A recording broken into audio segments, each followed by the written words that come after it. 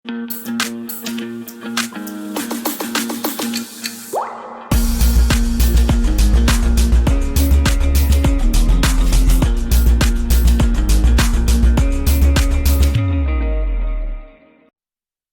Students, तो class 12th के academic section या बोर्ड सेक्शन में आज हम डिस्कस करने जा रहे हैं, जैसा कि यहाँ पे बोर्ड पे लिखा है, relation between electric field and potential difference और रिलेशन फॉर पोटेंशियल ग्रेडियंट।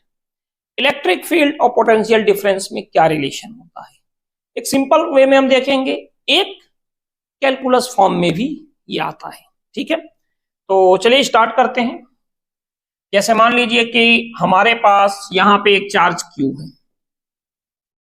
और इससे कुछ सेपरेशन पे यहां पे हमने एक टेस्ट चार्ज रख दिया Q0। ठीक है, क्लियर है। जो Q होगा, एक Q0 को क्या करेगा, रिपेल करेगा। फोर्स क्या होगा यहां पे, F। Q0 को जब रिपेल करेगा तो हम ये मान ले रहे हैं कि यहाँ पे फोर्स क्या है, F। हालांकि मैं पहले भी बोल चुका हूं कि दो चार्ज के बीच का अगर हम सेपरेशन फिक्स रखते हैं, चार्ज तो पॉइंट चार्ज है और टेस्ट चार्ज है, फिक्स ही है, तो इनमें हमने कोई भी चेंजिंग नहीं की तो फोर्स ठीक है, कोई प्रॉब्लम नहीं, यही रहेगा।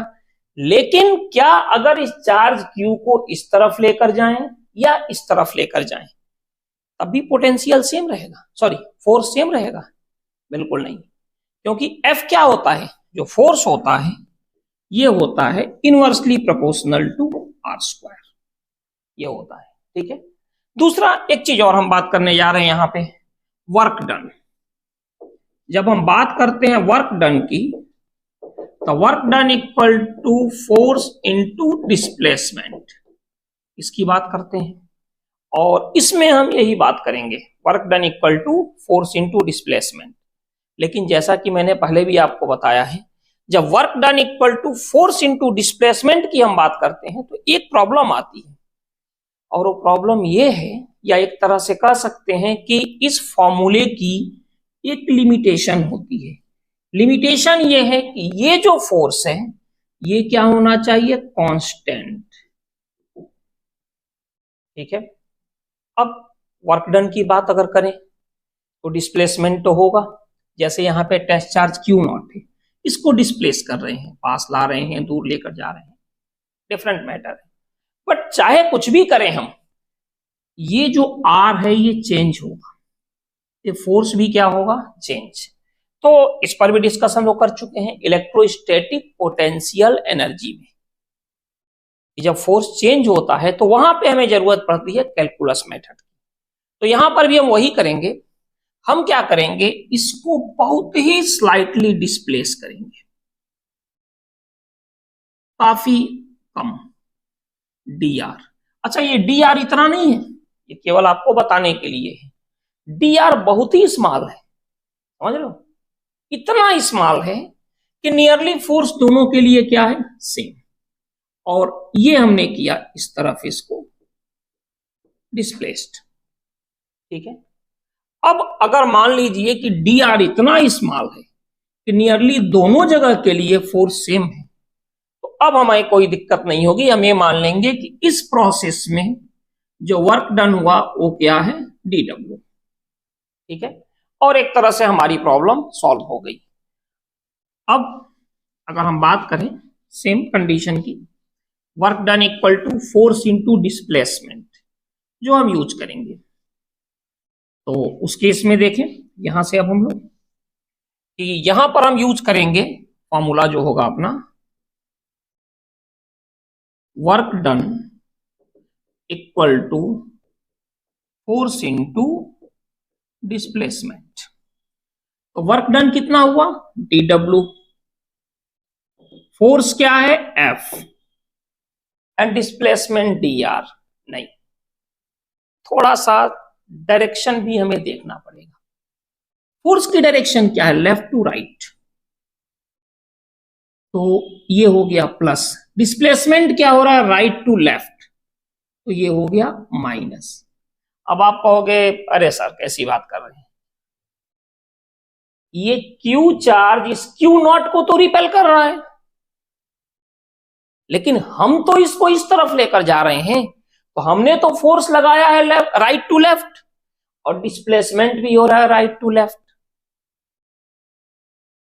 Direction of force right to left and direction of displacement right to left, तो नेगेटिव क्यों हुआ? तो इस बात को मैं पहले भी डिस्कस कर चुका हूं, मैं फिर आपसे बता रहा हूं, कभी भी हम अपने फोर्स की बात नहीं करते, हम हमेशा सिस्टम के फोर्स की बात करते हैं। फॉर एग्जाम्पल, जैसे मान लीजिए 2 kg का वेट है, हमारे हाथ में रखा, हमने ऐसा उठाया, कहा यार 2 kg थोड़ा ज्यादा है, उसी में किसी काफी हेल्दी खली जैसे आदमी को दे दें, वो उठाए, करें हाँ ये तो 1 kg है, और पता चला किसी ओल्ड एज जैसे काफी 70 एज के आसपास है, कोई काफी कमजोर आदमी, उसको दिया तो वो भी कहेगा 3 kg।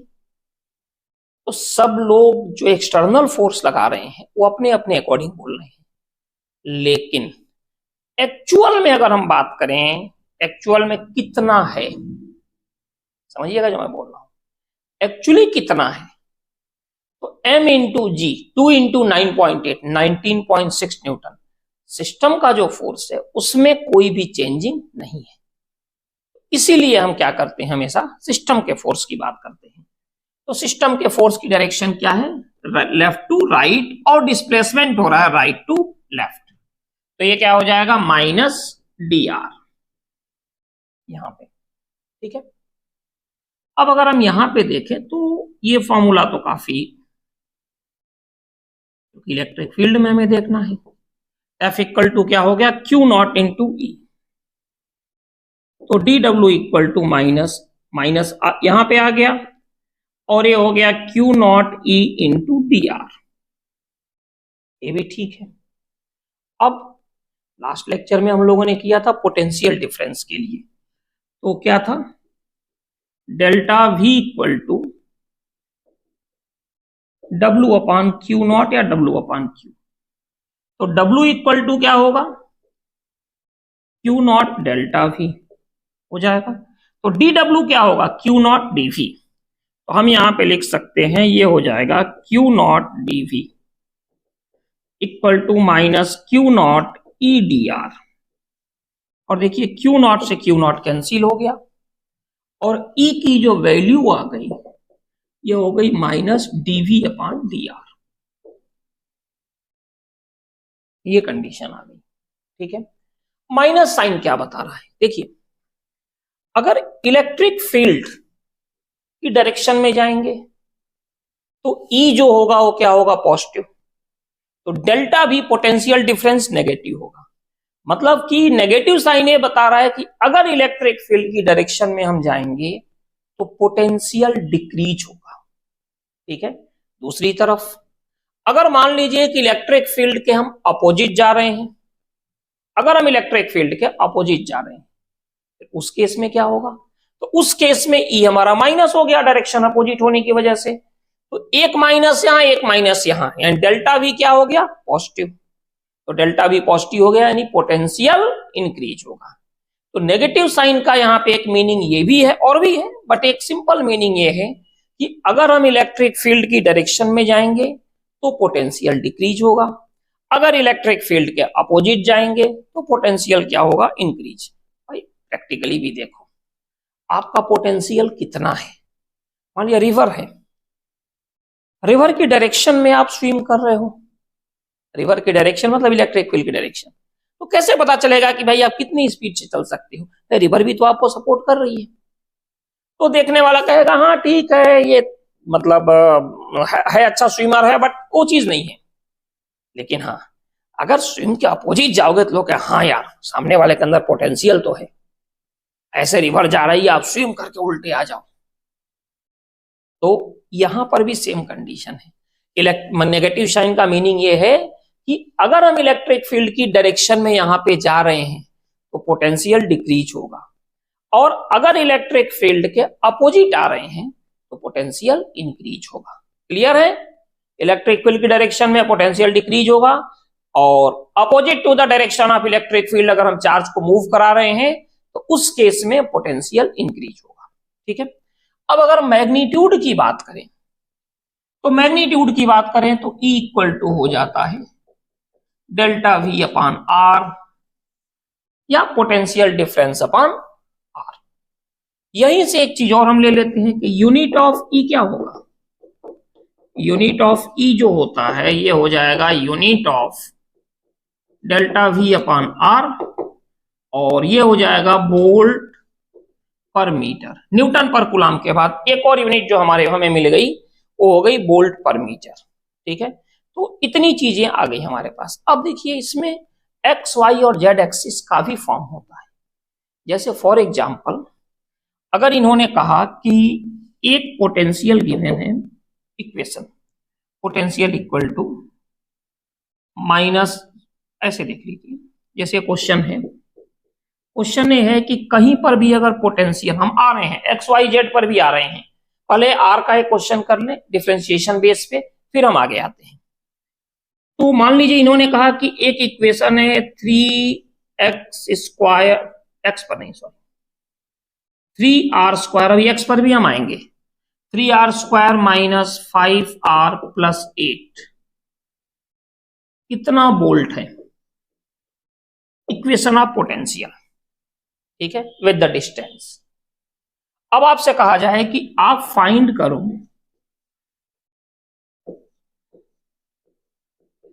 Magnitude of E at R equal to -7 metre पे, ओरिजिन से -7 मीटर के डिस्टेंस पे आपको फाइंड करना है। तो हमारे पास वही सेम कंडीशन है, E इक्वल टू क्या होगा -dV अपान dr, यानी -d अपान dr और V की वैल्यू हम पुट कर दें 3r square minus 5r plus 8, एक बार इनके साथ minus d by D R of 3r square और minus minus plus d by D R of 5r और प्लस माइनस माइनस कोई फर्क नहीं पड़ता, यहां कांस्टेंट है तो इसका डिफरेंशिएशन क्या होगा 0। अब एक काम और यहां पे कर सकते हैं हम, ये जो कांस्टेंट है इनको पहले बाहर फेंक दो, -3 d by D R of r square और plus 5 d by D R of r। तो जैसा कि आपको पता है 3, ये 2 यहां पे आ गया और पावर से 1 सब्ट्रैक्ट कर दिए, plus 5 d by D R of r क्या हो गया 1। ठीक है, तो यहां से आ गया -6r प्लस 5, ये हो गया E की वैल्यू R के टर्म्स में। अब फाइंड कब करना है, तो फाइंड करना है एट R इक्वल टू -7 पे।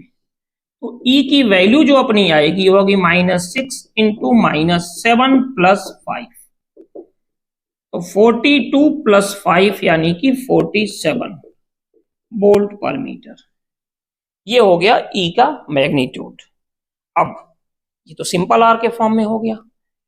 एक्सप्रेशन तब भी होता है इसका जब x एक्सिस पर, y एक्सिस पर, z एक्सिस पर कोऑर्डिनेट दे, तो उस केस में क्या होगा, तो चलिए उस केस में हम यहाँ पे देखते हैं। ठीक है, तो इसमें हमें क्या करना है मैं आपको बता रहा हूं।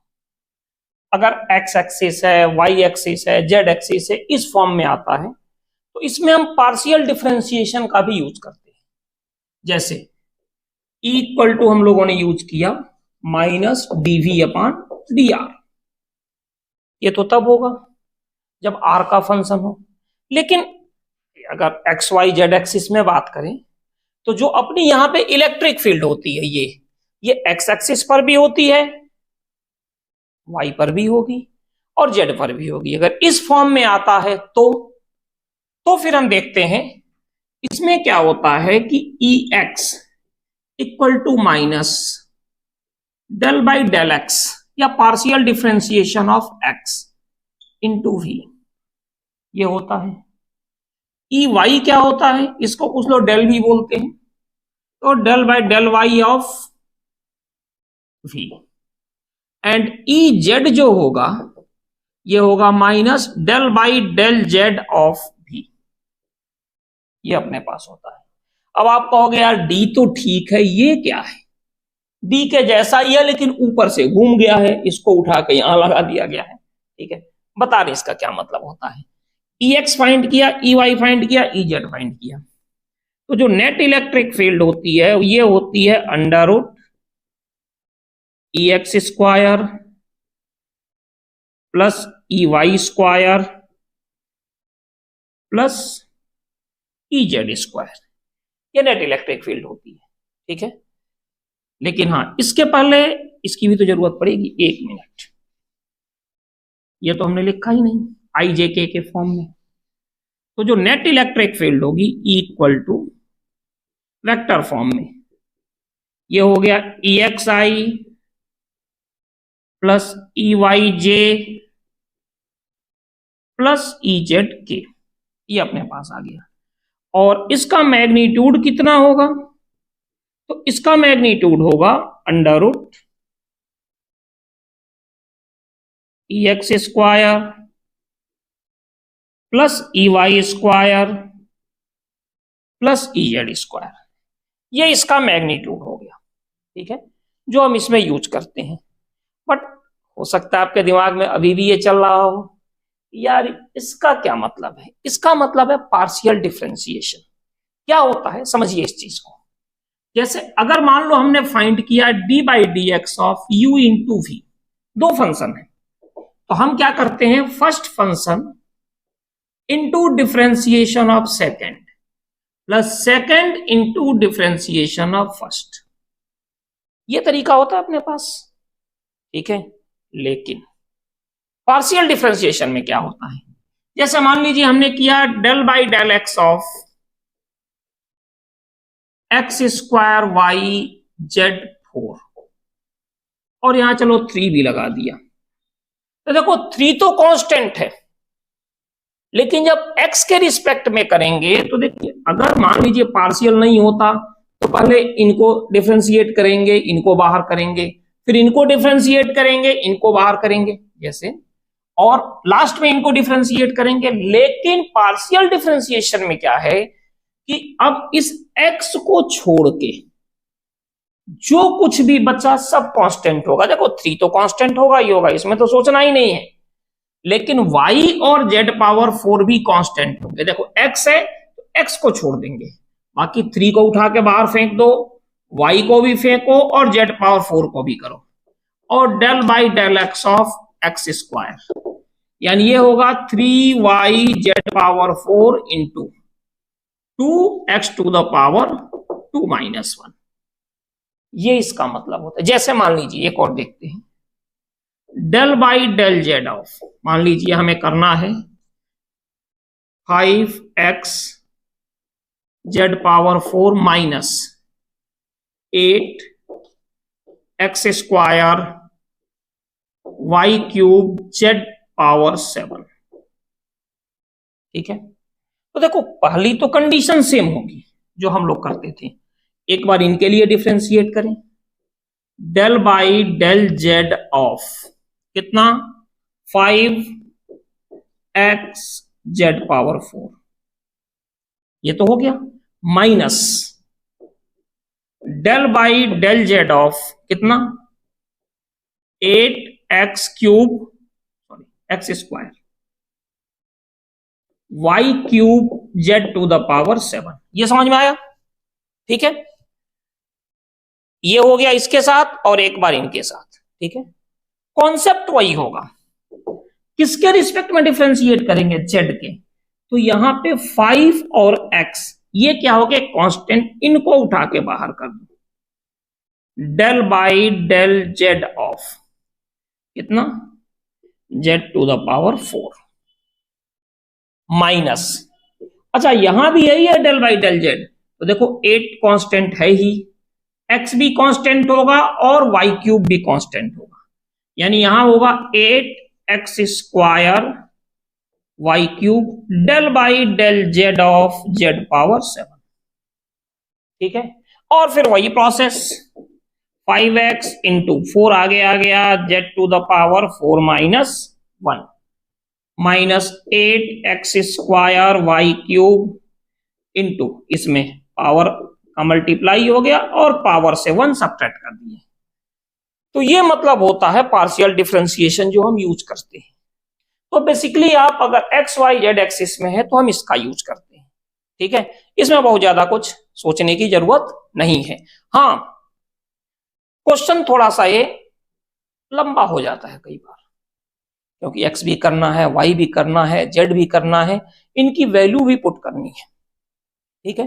तो फॉर एग्जाम्पल एक क्वेश्चन हम देखते हैं, ठीक है, और फिर इसको हम आगे करते हैं। क्वेश्चन करके आपको बता रहे हैं, फिर ये अपना आज के लेक्चर का सबसे इंपॉर्टेंट पार्ट, इसके न्यूमेरिकल्स, ठीक है, जो हम यहाँ पे स्टार्ट करने जा रहे हैं, ठीक है। चलिए देखिए, तो देखिए यहाँ पे जो आपके पास क्वेश्चन है, if v equal to 2x square Y cube Z square volt where x y and z are in metre. कई बार क्वेश्चन में कंफ्यूज करने के लिए v को ये बोल्ट में दे देते हैं और x y z को सेंटीमीटर में दे दिया। तो जो फाइनल आंसर होगा, जो भी होगा, सेंटीमीटर को आपको मीटर में कन्वर्ट करना पड़ेगा, ठीक है ना। बट जनरली ऐसा नहीं होता, मीटर में ही होगा वो, ठीक है। अब ये कह रहे हैं कि find electric field and magnitude of electric field, दोनों फाइंड करना है, ठीक है। कब? एट -1, 1 एंड 2, ये पॉइंट है। तो यहां पे एक्स वाई और जेड तीनों हैं, तीनों पॉइंट्स हैं, तो फिर हमें यहां पार्शियल डिफरेंशिएशन का यूज करना पड़ेगा। तो देखिए, सबसे पहले जो है v को हम यहां पे लिखते हैं। v कितना है? 2x square Y cube and Z square. तो ex क्या होगा? ex होगा minus del by del X of v, जो कि आता है minus del by del X of v की value 2x square Y cube Z square. अब जैसा कि मैंने आपको बताया था, किसके रिस्पेक्ट में डिफरेंशिएट हो रहा है? Partial differentiation with respect to x। तो क्लियर है कि ये 2 वाई क्यूब और जेड स्क्वायर, 2 वाई क्यूब और जेड स्क्वायर, ये तो हो गए कांस्टेंट, इनको उठाओ बाहर कर, ये तुम्हारा कोई काम नहीं है, ठीक है। तो क्या हो जाएगा? -2 Y cube Z square del by del X of X square, यही होगा 2 Y cube Z square del by del X of X square. ये होगा -2 Y cube Z square into 2 का मल्टीप्लाई होगा और पावर से 1 सब्ट्रैक्ट कर दिए, तो 2 इंटू 2 हो गया -4 Y cube Z square x.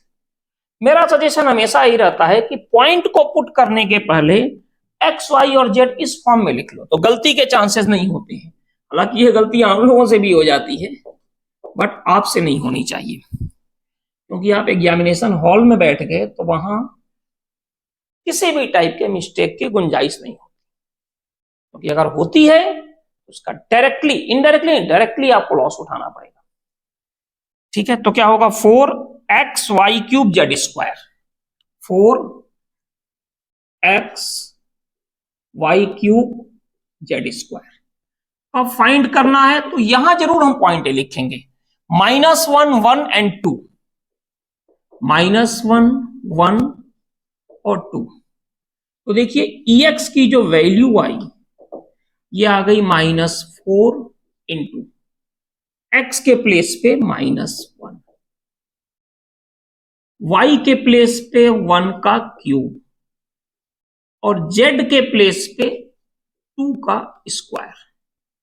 तो ex यहां से आ गया 4, ये तो माइनस माइनस प्लस हो गया, और 4 इंटू 4 16, ex की वैल्यू आ गई 16। कैलकुलेशन अगर कहीं मिस्टेक है तो आप उसे चेक कर लेना, ठीक है। अब आते हैं y पे, सेम वही चीज होगी, ई वाई क्या होगा? Del by del Y of v minus. देखो माइनस लगाना भी कई जरूरी है, कई बार दिमाग से उतर जाती है चीजें। तो minus del by del Y of भी कितना है, देखो 2x² Y cube Z square, 2x² Y cube Z square. अब इस बार है y, देखो समय बड़ा बलवान होता है। जहां ये x ने क्या किया कि 2y और जेड स्क्वायर को बाहर फेंका, तो अब इसकी बारी है y की। तो y क्या करेगा, चलो भाई तुमने हमें बाहर फेंका, अब हम बाकी लोगों को बाहर फेंक रहे हैं। तो ये क्या करेगा, 2 माइनस x² और कौन बाहर आएगा, जेड स्क्वायर, ये बाहर आ जाएंगे। And del by del Y of Y cube, ठीक है। तो यहां से आ गया -2x² Z square into 3y to the power 3 - 1। तो फाइनली जो आ गया -2x² Z square and 3 into 2 क्या हो जाएगा यहाँ पे 6y²। सभी के सभी यहां पे स्क्वायर के फॉर्म में आ गए। तो ई वाई अपना हो गया -6x² y² एंड z²। आपका फाइंड करना है एट पॉइंट, फिर हमें लेना पड़ेगा -1 1 एंड 2, -1 1 एंड 2। तो देख लीजिए आप, -6 इंटू -1 का स्क्वायर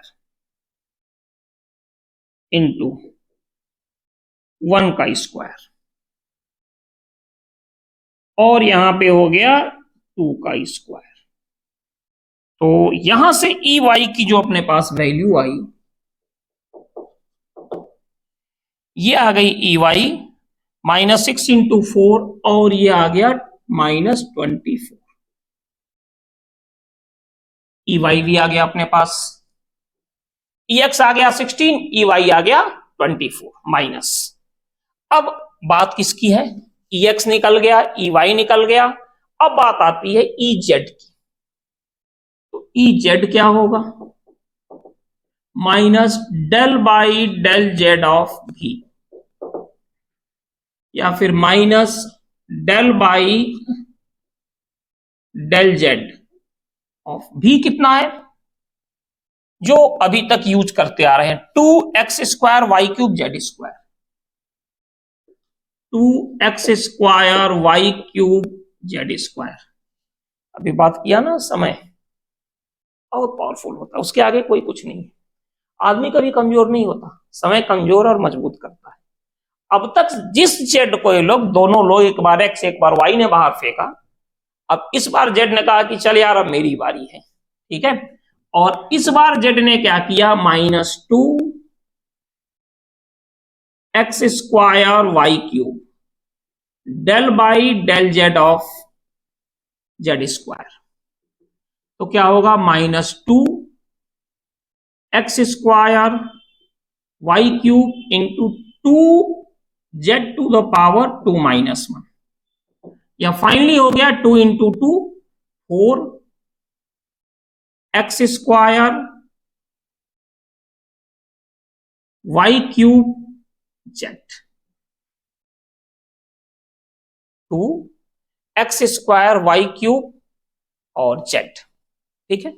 ये यहां पे अपने पास आ गया, ठीक है। बी की बात है, माइनस तो आएगा ही। अब कब फाइंड करना है, थोड़ा सही से लिखते हैं इसको। यहां पे -2 इंटू 2 4 x² वाई क्यूब जेड। अब कब फाइंड करना है, एट जो पॉइंट है अपने पास, कौन से पॉइंट है,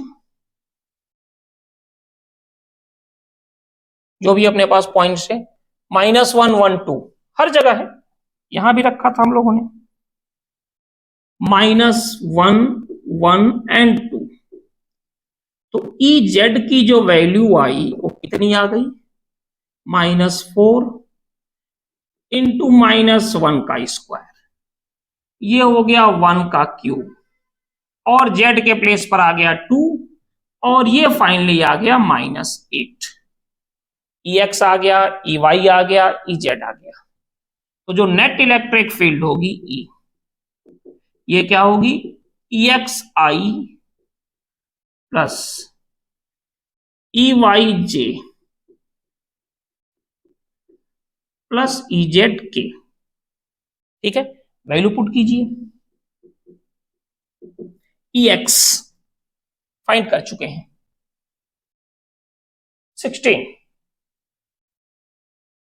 16 आई, ई वाई -24 जे, कैलकुलेशन जरूर चेक कर लेना आप लोग, ठीक है।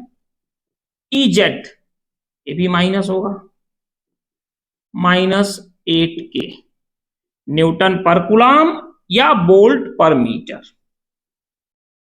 ठीक है, जो भी यूनिट होती है इलेक्ट्रिक फील्ड की, दोनों हो गई। अब ये तो हो गई इलेक्ट्रिक फील्ड। इन्होंने कहा ना कि फाइंड इलेक्ट्रिक फील्ड, तो ये इलेक्ट्रिक फील्ड तो हमने निकाल लिया। अब मैग्नीट्यूड ऑफ इलेक्ट्रिक फील्ड भी निकालना है। तो मैग्नीट्यूड ऑफ इलेक्ट्रिक फील्ड के लिए हम क्या करेंगे, अंडर रूट कितना, 16 का स्क्वायर प्लस -24 का स्क्वायर प्लस -8 का स्क्वायर, इसको भी आप सॉल्व कर लेना वोल्ट पर मीटर, ये मैग्नीट्यूड आ गया। ठीक है, तो ये इतना है जो कि इलेक्ट्रिक फील्ड पोटेंशियल ग्रेडियंट के लिए था, रिलेशन जो था, और उसके न्यूमेरिकल थे। तो आज हम लोग इतना ही करेंगे। नेक्स्ट लेक्चर में हम इसके आगे बढ़ेंगे और काइनेटिक एनर्जी और स्फीयर की वजह से पोटेंशियल कैसे निकालेंगे, ठीक है, उसमें क्या इफेक्ट आएगा, ये सब चीजें 4 या 5 लेक्चर और हैं, तो आपका एकेडमिक सेक्शन कंप्लीट हो जाएगा। ठीक है, तो चलिए फिर मिलते हैं नेक्स्ट लेक्चर में। ठीक है, और अगर अभी तक आपने चैनल को सब्सक्राइब नहीं किया है तो उसे कर दें। ठीक है, बेल आइकन का यूज करें। ठीक है, और बाकी आप इस तरह से हमें सपोर्ट कर सकते हो। ठीक है, ओके, थैंक यू।